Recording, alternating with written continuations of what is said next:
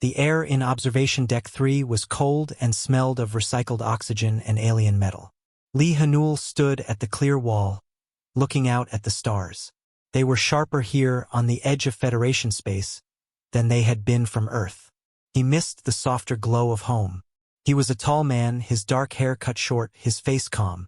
But inside, he felt a quiet storm. He used to fly through typhoons to pull people from sinking ships. Now he wore a plain gray jumpsuit and waited for orders. Behind him, the door slid open with a sigh. Kim Yuna walked in, her tablet held tight against her chest. Her expression was tense. "Hanul, they're ready for you. It's not good." "What did they do, Yuna?" he asked, his voice low. She shook her head. "It's the pairing. The algorithm. They think they've found perfect compatibility." She said the last words like they had a bad taste. Hanul followed her out into the bright hallway of Outpost Theta. The place was a mix of species. A small, furry Galrin scurried past. A tall, plant-like Verdian nodded its head in a slow greeting. They all looked at Hanul with a familiar mix of curiosity and caution. Humans were still new here, still unknown. The main briefing room was full. Director Kale of Vol stood at the front. Vols were slender, with gray skin and large black eyes. They loved systems and order. Kale loved them most of all. He tapped a screen and a complex chart filled the wall. "Civilian Liaison Lee Hanul," Kale said, his voice buzzing slightly. "Thank you for joining. Today we implement a groundbreaking initiative from the Interspecies Cohesion Program. Our behavioral algorithms have analyzed all newly integrated species for optimal partnership pairing." A picture of Hanul appeared on the chart. Next to it were words: Homo sapiens, trauma response, high aggression, crisis resolution, adrenaline-based, confrontational, latent predatory markers, present. Hanul's jaw tightened. They had taken his life's work, saving people in terrible storms, and turned it into a profile of a killer. Yuna spoke up from the side. "Director, those markers are misinterpreted. Human adrenaline response in crisis is about focus, not predation. It's about saving lives." "Semantics, Dr. Kim," Kale said, waving a thin hand. "The data is clear. To create balance, we pair complementary traits. Your human's latent drive requires a partner that understands such impulses on a biological level. A being where such traits are overt and thus manageable." A new image flashed on the screen. The room gasped. The creature was massive, even in the picture. It looked like a nightmare from an old story. Thick, leathery gray-green hide. A powerful body built for a heavy-gravity world. A long head with a mouth full of sharp, bony plates. His eyes were a solid, dark amber. "Behold the Corrision," Kale announced. "Class 8 Apex Predator. Hyper-aggressive. Pack hunter intelligence. Physically, one of the most formidable beings in the Federation. For centuries, they have been contained, studied, and deemed unsuitable for cohabitation. Until now." Hanul felt cold. He stared at the creature's eyes. They didn't look mindless. They looked watchful. "Our revolutionary idea," Kale continued, "is one of controlled synergy. We pair the human's latent predatory psychology with the Corrision's overt physicality. The human's higher reasoning will guide the Corrision's strength. It is, in theory, the perfect match." "This is insane," Yuna whispered, but the words carried in the quiet room. "Where is it?" Hanul asked. His voice was steady, which surprised him. "In the adjacent biosecure wing," Kale said, looking pleased. "You will be introduced today. Gradual exposure. Shared tasks. We will monitor everything. This pairing will prove the genius of our system." The group moved to a long hallway with one wall made of transparent alloy. On the other side was a large enclosure made to look like a rocky alien cliff. It was empty. Then, a heavy door at the back of the enclosure opened. The Corrision moved in with a startling, silent grace. It was bigger than the picture. Every muscle shifted under its hide like coiled cable. It stopped in the center of the space and stood perfectly still. It was not roaring.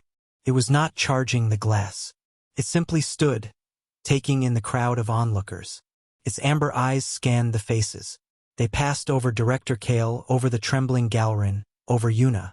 They stopped on Lee Hanul. The stare was a physical weight.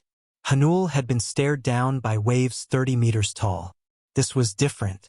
This was not a force of nature. This was an intelligence. He forced himself not to look away. He didn't smile. He didn't frown. He just looked back. The Corsican took one slow, heavy step closer to the barrier. His head tilted just a little. Director Kale beamed. Remarkable. It is already focusing on its designated partner. The algorithm is validating itself in real time. Yuna looked at Hanul, her face full of worry. Hanul didn't move. He and the creature held each other's gaze. In the creature's eyes, Hanul did not see the mindless hunger the galaxy described. He saw a question, and a deep, old patience. The Corsican finally broke the stare. It turned and walked to the far wall of the enclosure. It sat down, its back to them, and became as still as stone. It was a dismissal. The observers began to chatter, excited or afraid. Director Kale talked about schedules and data streams. Lee Hanul stayed quiet. He looked from the director, so proud of his clever system, to the powerful back of the being he was now chained to by a flawed idea. The storm inside him settled into a cold, clear resolve. This would not be a story about a man and a monster. This would be a story about survival. And he had a very strong feeling that the creature on the other side of the glass was thinking the exact same thing. The first week was a series of failures.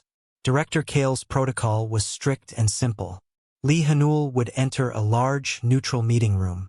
A few minutes later, a door on the opposite side would open, and the Corsican would be let in.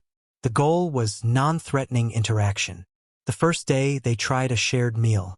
A tray of nutrient blocks was placed in the middle of the room. Hanul sat on one side. The Corsican entered, saw the food, then saw Hanul. It did not approach the tray. Instead, it began a slow, pacing circle around the outer edge of the room, its eyes never leaving the human. Its movements were not aggressive but tense, like a spring wound tight. Hanul did not touch the food either. He sat still, hands on his knees. After 20 minutes, the creature let out a low rumble from deep in its chest and left through its door. The food was untouched. Director Kale, watching from above, was not disappointed. See? The human's calm prevented an attack. A success. Yuna reviewed the scan data. Its stress hormones were elevated the entire time, Director. It wasn't hungry. It was assessing a threat. This wasn't a meal. It was a test, and it didn't like the setup. The next day, they tried a cooperative puzzle. A simple device with a lever on each side needed to be pressed simultaneously to release a treat. Hanul went to one lever. The Corsican stood across from him, looking at the machine, then at Hanul's hands near the controls. It did not move. Instead, it made a sharp clicking sound with the bony plates of its mouth. A warning. Hanul slowly took his hand away. The creature watched him retreat, then turned and walked out. It is showing dominance, Kale noted. The human is yielding. This is good for hierarchy. Hanul said nothing, but he was starting to see a pattern. The creature was not mindless. It was suspicious. Every situation it was put in felt like a trap, and Hanul was part of the trap. The failures piled up. A ball was ignored. A shared screen with moving images was met with a turn back. The Corsican was reacting not to the tasks, but to the entire unnatural situation. The observers in the control room grew bored. The label of uncontrollable predator was being reinforced. Hanul asked for a change. The room is too empty. It's just him and me in a blank space. Feels like an arena. Let me do something normal. Something for me. Kale, desperate for any data, agreed. On the 7th day, Hanul entered the room carrying a small, personal repair kit and the broken pieces of a toy drone his nephew had sent him from Earth. It was a simple 6-wing thing, painted bright blue. He did not wait for the Corsican. He walked to his usual spot, sat down on the floor with his back against the transparent wall, and spread the parts out on a cloth. A few minutes later, the far door opened. The Corsican entered. It stopped, seeing Hanul already there and occupied. His head tilted. Hanul did not look up. He picked up a tiny screwdriver and began carefully loosening the casing of the drone's motor. The creature did not pace. It stood watching. The only sounds were the faint clicks of Hanul's tools and the slow, heavy breath of the Corisian. Slowly, one heavy step at a time, the Corisian moved. It did not come towards the center. It walked along the wall until it was directly across from Hanul, about 10 meters away. Then it sank down, folding its powerful legs beneath it. It mirrored his posture back against the wall. It was not a relaxed pose, but it was not a hunting crouch. It was an observation stance. For over an hour, nothing happened. Hanul worked. He cleaned the motor's contacts. He spliced a tiny wire. He was completely focused on the small, familiar task. It was the kind of focus he used to have when fixing his rescue chopper before a mission. Calm, purposeful. The Corisian watched. Its eyes followed his hands, the tools, the bright blue pieces. It did not seem angry or agitated. It seemed curious. In the observation room, Yuna leaned forward, watching her monitor. Its biosigns, they've dropped. Heart rate is lower. Stress hormones are falling. Calm. This is the calmest it's been since arrival. Director Kale frowned. It is waiting for the human to lower his guard. No, Yuna said softly. Look, it's not watching him. It's watching what he's doing. Hanul finally fitted the last piece of the drone casing together. He pressed a button on its side. With a gentle hum, the little drone lifted from his palm, its 6 wings a blur. It zipped around his head in a happy circle, its small light blinking green. A deep, vibrating sound filled the room. Hanul froze. It was coming from the Corisian. He slowly turned his head. The creature was still sitting, but its head was tilted up, tracking the drone's path. The sound was not a growl. It was a low, resonant hum, almost a purr of interest. One of its thick fingers uncurled slightly, pointing at the little machine as it flew. Then, as if remembering where it was, the Corisian stopped the sound. It looked from the drone back to Hanul's face. Their eyes met. This time, there was no challenge in its amber gaze. There was something else. A faint, unmistakable spark of understanding. It had seen him create something. Not consume, not threaten, but fix and give life to a tiny machine. The drone settled back into Hanul's hand. The room was silent again. The Corisian slowly pushed itself to its feet. It gave one last, long look at the blue drone in Hanul's palm, then turned and walked silently out of its door. Hanul let out a breath he didn't know he was holding. He looked down at the repaired drone. For the first time, he didn't see a monster in his memory. He saw a creature that was bored and lonely, and maybe as trapped by its label as he was. He needed a name for it. Not the Corisian or the subject. A name. He thought of the symbol his grandfather had taught him for balance between opposing forces. Taiguk. In the control room, Director Kale shrugged. A non-event. No interaction. No progress. Yuna looked at the data, then at the image of Hanul gathering his tools, a thoughtful look on his face. You're wrong, she murmured to herself. That was the first real contact anyone has ever had with it. The mood on Outpost Theta had shifted. The strange, quiet session with the drone had not changed Director Kale's official stance, but it changed the whispers. Some of the staff now looked at Lee Hanul with a nervous kind of respect. He had sat with the beast and lived. Others avoided him, as if his contact with the creature had made him dangerous too. Hanul ignored them. He spent his free time reviewing the few public files on Corisians. They were all the same, warnings about aggression, bite force, territorial instincts. Nothing about what they did when they weren't threatened. He also looked at Taiguk, really looked. During their sessions, which were now just Hanul working on small tasks while the Corisian watched, he noticed details. The old scars. Not the clean marks of claws from hunting, but rough, jagged lines along its back and shoulders. One on its forearm looked like a chemical burn. These were wounds from capture, from cages, from prods. He saw how Taiguk's eyes would sometimes flick to the observation window above. A quick, distrustful glance, before returning to Hanul's hands. It was during one of these calm sessions that the universe broke. A deep, shuddering groan echoed through the outpost, a sound of metal screaming in pain. The lights flickered and died, replaced by a pulsing red emergency glow. A voice, tight with panic, blared from the speakers. Grav plate failure in Sector 7. Containment breach. Immediate lockdown. Alarms howled. Hanul was on his feet in an instant. The door to the observation room sealed shut with a final clang. Lockdown. No one in or out. He could hear running feet and shouts from the hallway, muffled by the thick door. On the other side of the transparent wall, Taiguk was also up, head low, body tense. It wasn't looking at Hanul. It was looking at the wall to its left, its head cocked, listening. Then came a sound worse than the alarm. An explosive crump, followed by the terrible, rising whistle of air rushing into vacuum. Sector 7 was next door. The main monitor in Hanul's room flickered on, showing a security feed. A maintenance duct had torn open like a soda can. A young Vol technician, his tools floating around him, was scrabbling at a torn piece of grating, his body being sucked toward the black hole of space beyond. His silent scream filled the screen. Director Kale's voice replaced the alarm. All personnel brace for sealant. Dangerous specimens are to remain in full containment.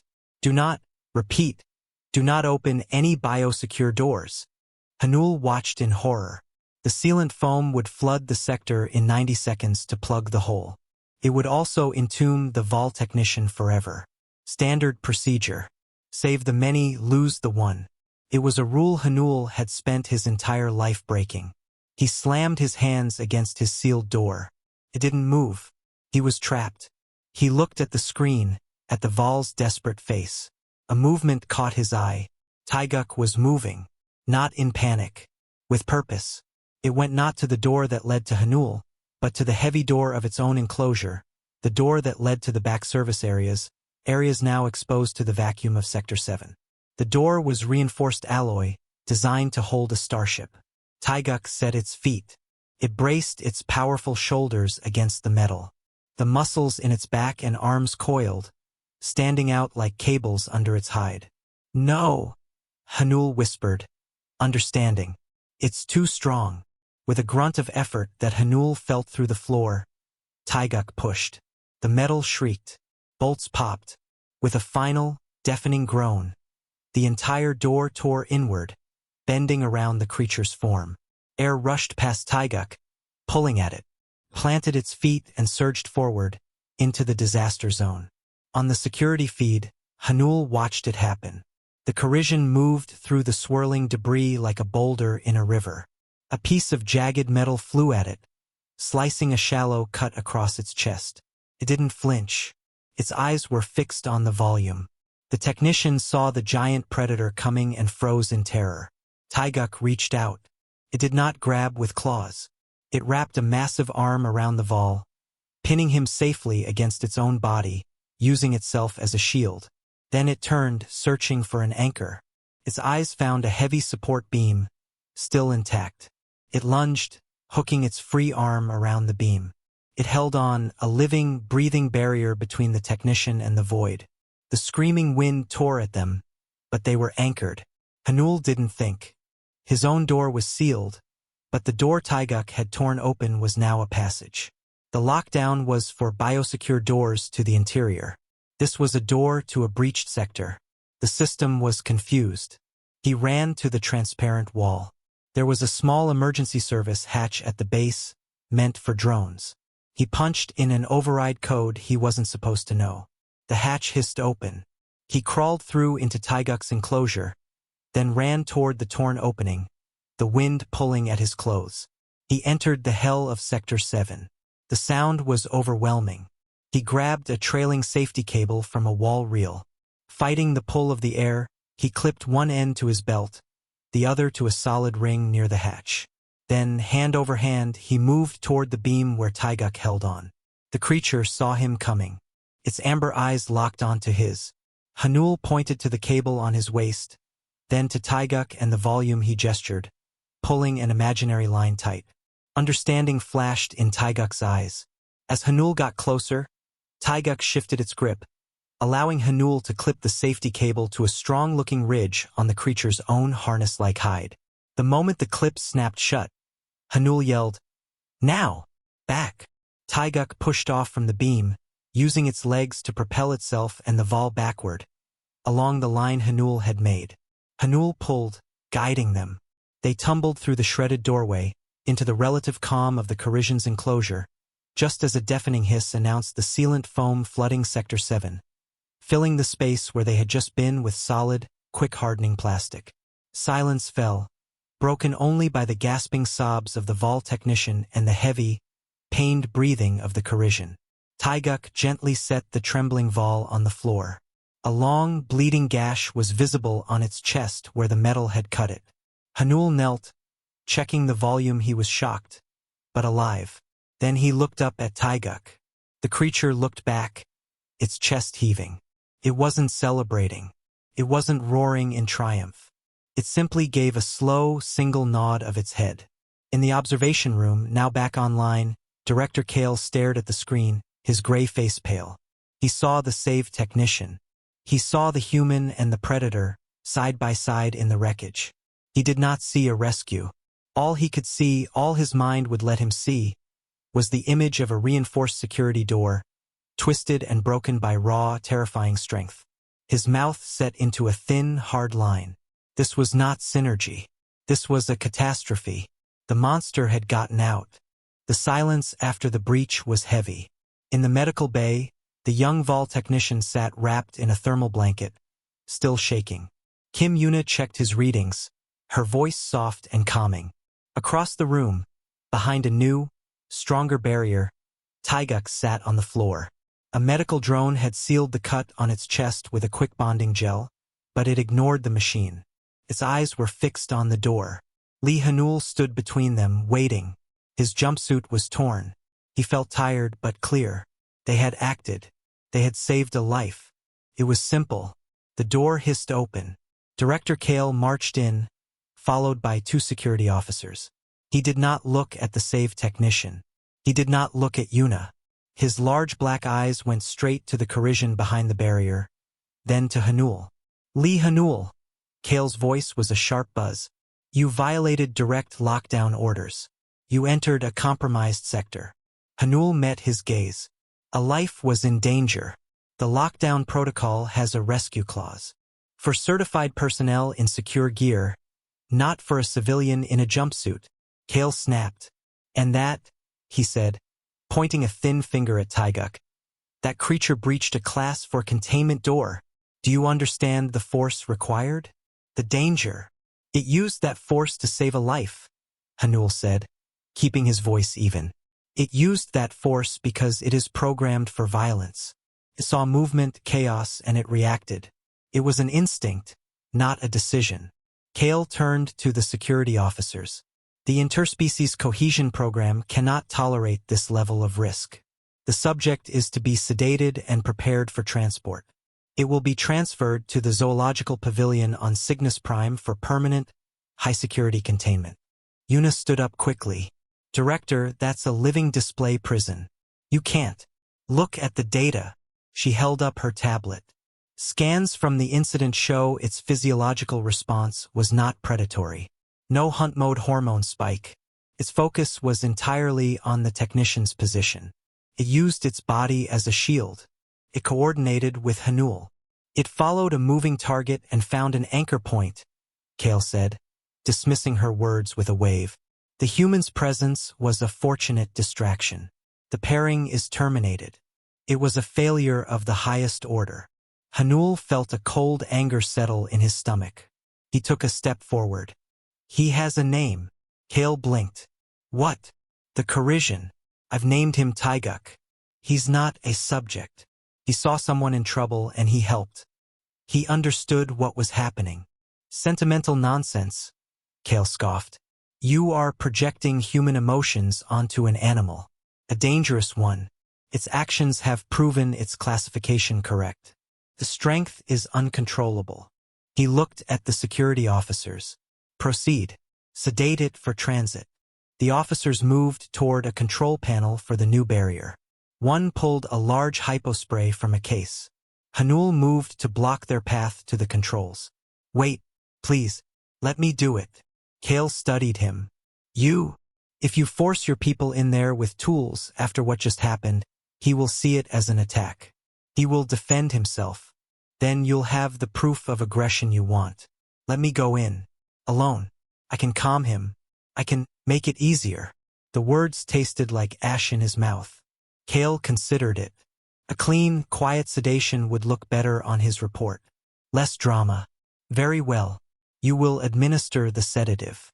It is your final duty as its liaison. Yuna stared at Hanul, her eyes wide with betrayal. He couldn't meet her gaze. An officer handed him the hypospray.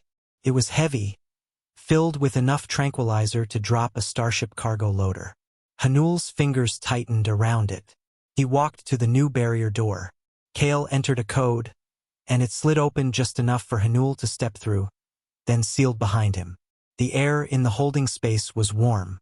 Taiguk watched him enter. Its eyes went to Hanul's face, then down to the metal object in his hand. It knew what tools were. It had seen them used before. Its body, which had been still, went very tense. A low, warning rumble started in its chest. It was the sound from their first meeting. The sound of threat. Hanul stopped a few paces away. His heart was pounding. He looked at Taiguk's eyes. He saw the intelligence there, and now a deep, weary distrust. This being had just done something good, something brave, and the reward was a cage and a needle. Slowly, Hanul knelt down, placing himself lower. He held up the hypospray so Taiguk could see it clearly. Then, without breaking eye contact, he moved his arm to the side and opened his fingers. The hypospray clattered to the floor. He kicked it away. It slid across the room and hit the wall. Taiguk's low rumble cut off. His head tilted in pure confusion. Hanul began to speak, his voice low and steady. He didn't know if Taiguk understood words, but he hoped it understood tone. He pointed at the hypospray on the floor. He made a sharp gesture of cutting his own throat. Danger. Death. Then he pointed to himself. He pointed to Taiguk. He brought his two closed fists together, then opened them. Together. Finally, he raised a hand and pointed. First, to the ceiling, to the ship that would take Taiguk away. He made the cutting throat gesture again. Then, he pointed to a small, almost invisible service hatch in the corner of the room, the kind used for waste reclamation. He pointed to himself, then to the hatch and held up a single finger. One way. With me. He was offering a choice. Stay, be sedated, and go to a zoo cage. Or trust him, and try to escape through the belly of the outpost. He finished. He held his breath. He had just bet everything on a look in a creature's eye. Taiguk was silent for a long time. It looked at the discarded hypospray. It looked at the door where Director Kale stood watching. It looked back at Hanul. Its amber eyes searched his face, looking for the lie, the trick. It saw none. Slowly, with a grace that seemed impossible for its size, Taiguk lowered its own head in a mirror of Hanul's kneel. It was not submission. It was alignment. Then it gave one slow, deliberate nod. In the observation room, Director Kale smiled. See? The human has control. The creature is submitting. A perfect end to the experiment. Yuna watched the screen, her heart sinking. But then she looked closer. Hanul wasn't reaching for the spray. He was standing up, turning his back to Taiguk, looking at the service hatch. And the creature was rising too, not with aggression, but with a quiet, focused readiness. She said nothing, but a wild, impossible hope flickered in her chest. This was not an ending. It was a beginning. The alarm screamed 10 seconds after Hanul blew the service hatch control with a spark from his broken drone. The sound was like a physical blow in the tight, dark space of the maintenance tunnels. Hanul moved first, scrambling into the duct on his hands and knees. He didn't look back. He trusted the deal he had made. Behind him, Taiguk followed. The creature had to fold itself almost in half to fit, its tough hide scraping against the metal walls. It moved without a sound, a shadow with amber eyes. The escape was not a heroic charge. It was a desperate, crawling journey through the dusty veins of the outpost. Hanul's mind was a map. He had studied the basic layout during his long, boring shifts. The service tunnels led to the lower utility decks, and from there, to the secondary hangar where small utility skimmers were kept. Yuna was their only hope. He had to get them to the meeting point. They reached a junction. Red light strobed from the right, the main corridor. The left was dark. Hanul turned left. A moment later, they heard the pounding of boots and sharp vol commands from the right. They had avoided the first patrol. The tunnel opened into a larger space, a coolant recycling station. It was a forest of silent, cold pipes. They were halfway across when a door on the far side hissed open. A lone Galran technician stood there holding a datapad. It froze, its large eyes going wide at the sight of the human and the massive predator emerging from the ducts. Taiguk reacted instantly, a deep growl building in its throat. It stepped forward, putting itself slightly in front of Hanul. His body was poised, ready to spring. The Galran dropped its pad and squeezed its eyes shut, waiting for the end. No! Hanul's voice was a sharp whisper. He moved, not away from Taiguk, but beside it. He held out a hand, palm flat, toward the creature. Taiguk, stop. Look at me. The Corisian's head snapped toward him. The growl wavered. Hanul pointed at the terrified Galran, then made a sweeping gesture of dismissal toward the door. Then he pointed back the way they had come. It's not a threat. It's just in the way. We go around. Taiguk stared at him, the instinct to neutralize a witness ward with the new, fragile trust. It looked from the cowering Galran to Hanul's insistent face. With a frustrated huff, it took a step back, lowering its head. Hanul nodded. Good. This way. He led them not toward the Galran, but back into a side passage, finding another route. The Galran remained motionless, too scared to even sound an alarm. They lost time. They could hear more organized searches now, voices calling in grids. Director Kale was throwing every security guard into the hunt. Finally, they reached a heavy hatch marked Hangar 3 Auxiliary. This was it. Hanul punched in a code. Nothing. Kale had locked it down. He pulled a small multi-tool from his pocket, his hands working fast on the panel. Sparks flew. Taiguk watched the corridor behind them, a silent, looming sentinel. With a crunch, the hatch slid open a foot and jammed. It was enough. Hanul slid through. Taiguk forced its way after, the metal groaning in protest. They were in a dim, quiet hangar. A single utility skimmer sat in the center, its engines cold. There was no sign of Yuna. Hanul's heart sank. Had she been caught? Had she changed her mind? Then, a figure stood up from behind the skimmer's landing gear. Kim Yuna. She looked pale but determined. She held up a keycard. I can hotwire the ignition, but we have about 30 seconds before they override the hangar doors from the control room. Where is? Her words died as Taiguk fully emerged from the hatchway, standing to its full height in the hangar. Even knowing the plan, seeing the creature up close, free and in the open, was terrifying. At that moment, the main hangar door began to grind open. 2 security officers stepped through, stun rifles raised. They saw the skimmer, saw Hanul and Yuna. Then they saw Taiguk. Don't move! One yelled, aiming at the Corisian. Everything slowed down. The officer's finger tightened on the trigger. Yuna was directly in the line of fire. Taiguk moved. It wasn't the blurring charge of a predator. It was a precise economic shift of its body. It stepped between the rifles and Yuna. A bolt of blue stun energy crackled from a rifle and struck it high on the shoulder. The creature shuddered, a snarl of pain ripping from its throat, but it didn't fall. The shot meant to paralyze a human merely angered it. Its eyes locked on the officer who had fired. It took one thundering step forward, its arm drawn back, claws extended for a strike that would shred metal. Taiguk! Hanul's voice rang out, not a shout of fear, but a command of absolute authority. His name cut through the rage. The Corisian froze, his killing blow held in midair. It trembled with the effort of stopping itself. It slowly turned its head, looking back at Hanul. Hanul didn't gesture. He just looked at the creature and shook his head once. No. For a second, no one breathed. Taiguk looked from Hanul to the stunned security officers, to Yuna, who was now climbing into the skimmer's pilot seat. With a final, contemptuous glare at the guards, it lowered its arm. It turned its back on them, a supreme act of discipline, and lumbered toward the open skimmer door. Yuna got the engines screaming to life.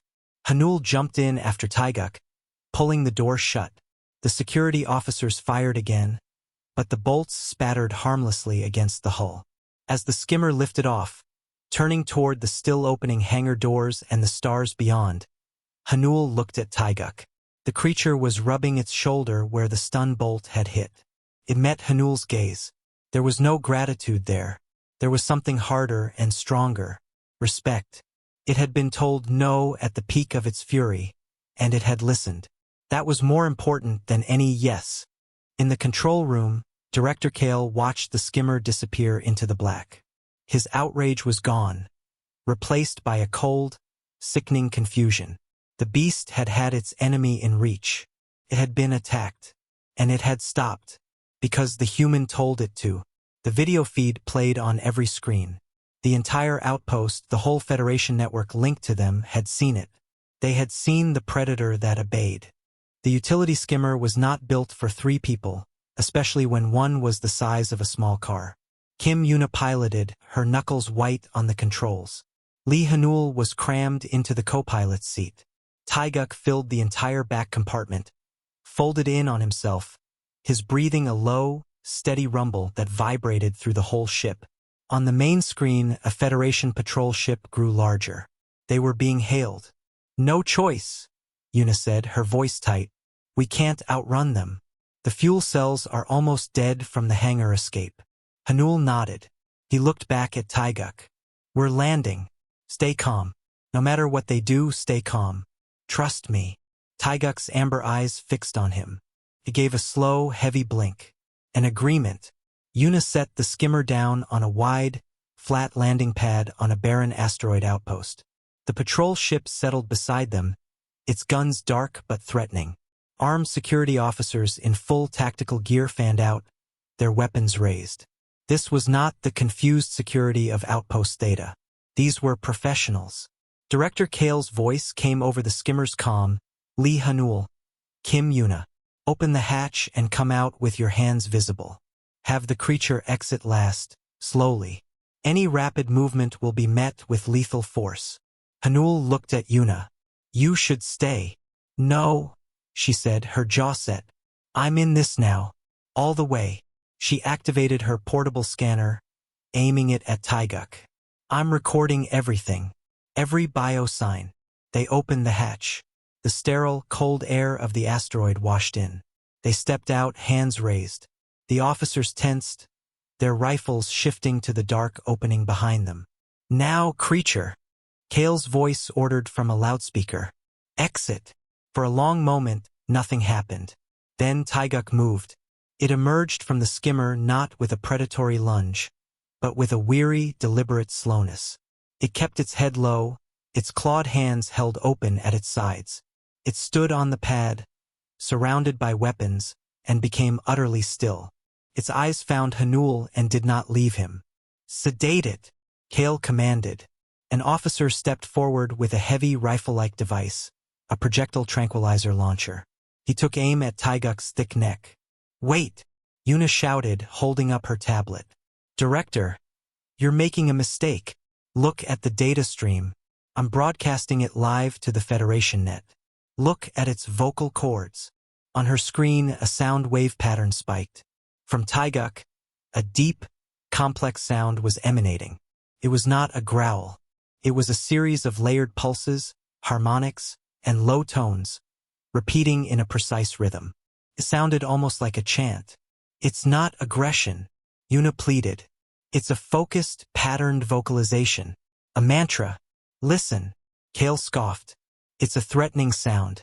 Officer, fire." The officer's finger tightened. Taiguk saw the movement.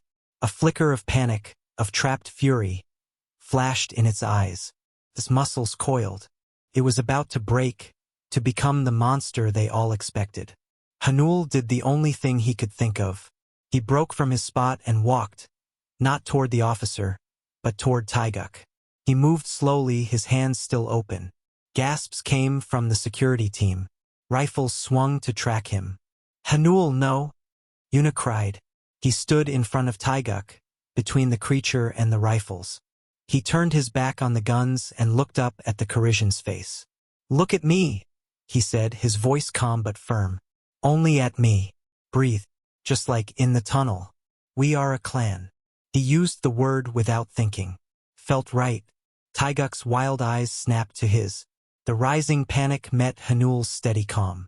The creature's chanting rhythm had broken into a jagged pattern. Hanul began to breathe deeply in and out, a slow, visible rhythm. He pointed to his own chest, then to Taiguk's. Together, slowly, Taiguk's breathing began to sync with his. The complex vocalization returned, smoothing out, returning to its steady, ritualistic pattern. It was a sound of control, of focus, of honoring a bond. The officer with the launcher hesitated, unnerved. "He is not praying for violence, Director," Yuna said, her voice ringing across the pad. She held her scanner high. "He is praying for control. That sound is a creed, a warrior's oath to protect, not to hunt. He was reciting it when he shielded the technician. He's reciting it now to stop himself from attacking you. You are pointing guns at his clan, and his response is to restrain himself. What predator does that?" The live data stream from her tablet was now being picked up by every news ship and embassy in the sector. The galaxy watched. They saw the humans standing shield-like before the giant creature. They saw the creature, armed and cornered, choosing to chant instead of charge. Director Kale's face on the monitor was a mask of furious confusion. His entire worldview, the perfect system of categories, was cracking on live video. "It's a trick. A learned behavior. It is proof." A new, authoritative voice cut in. Another ship, sleek and diplomatic, settled onto the pad. A ramp lowered. An older Korean man in a simple but elegant suit walked down. It was Senior Diplomat Choi Min-soo. He looked at the scene, then directly into the nearest camera. "You did not pair a predator with a human, Director," Min-soo said, his voice carrying. "You paired a protector with a rescuer. And then you pointed weapons at them for doing the very thing their natures demand. You forced them to protect each other from you." He walked over to stand beside Yuna, placing himself in the line of fire as well. "The regret of the galaxy will not be that this creature was freed. It will be that we needed a human to show us its heart. Stand down, your officers. Now." There was a long, silent pause. Then, one by one, the security officers lowered their rifles. The launcher was put on the ground. On the landing pad, Lee Hanul finally let out a shaky breath. He turned away from Taiguk to face the crowd. Taiguk took one single step forward to stand at his shoulder, its chanting fading into a soft, peaceful hum.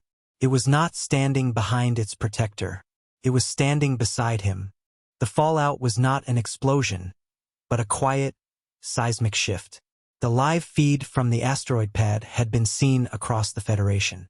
It was not a story about a monster. It was a story about a choice.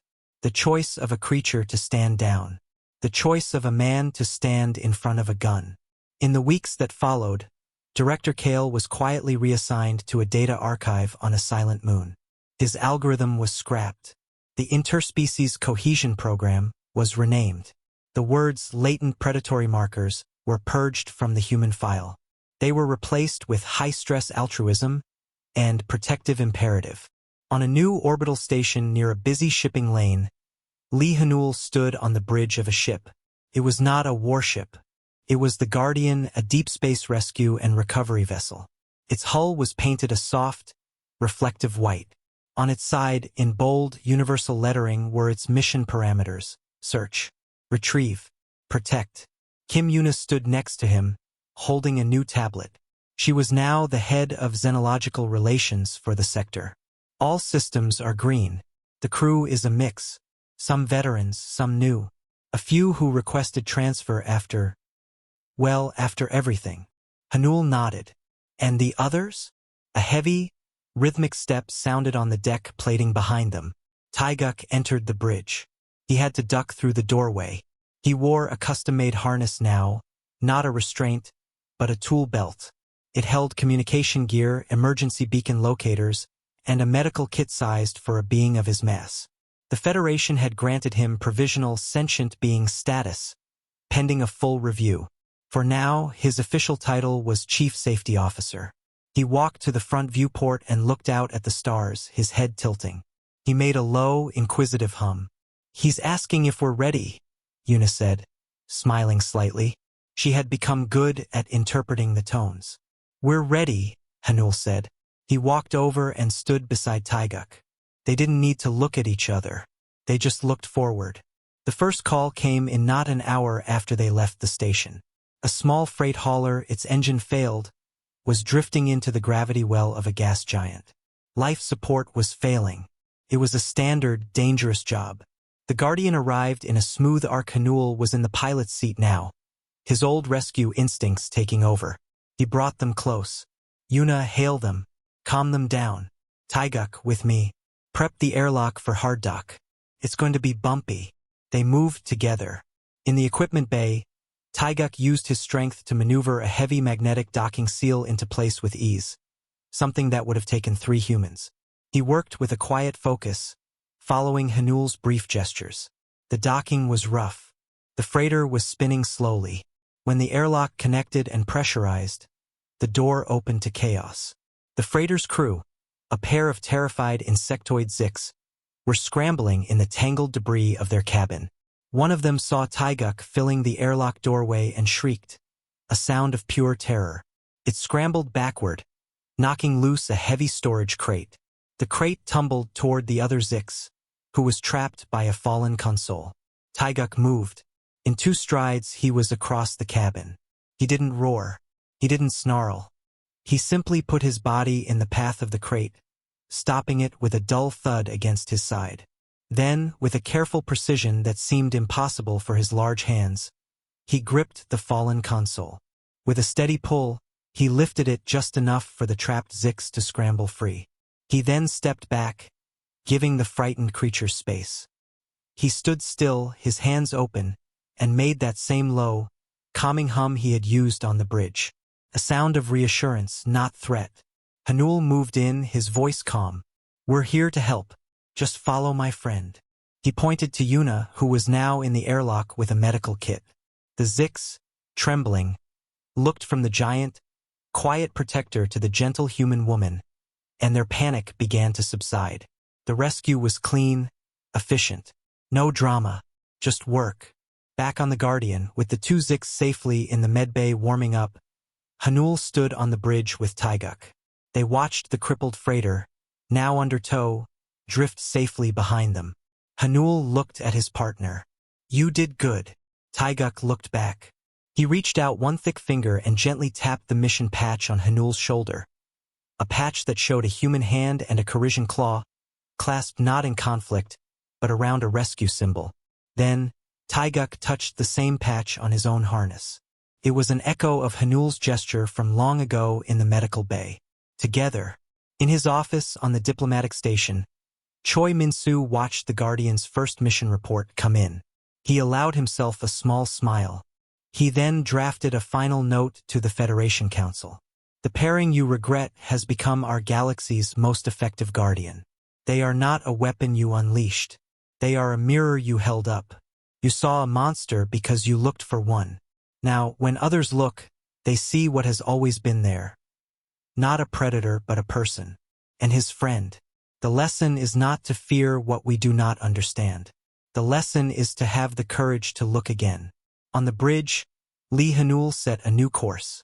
Taiguk hummed his low, steady creed of protection. The Guardian turned its nose toward the dark, ready for the next call, the next life to be found in the vast and silent deep. Together,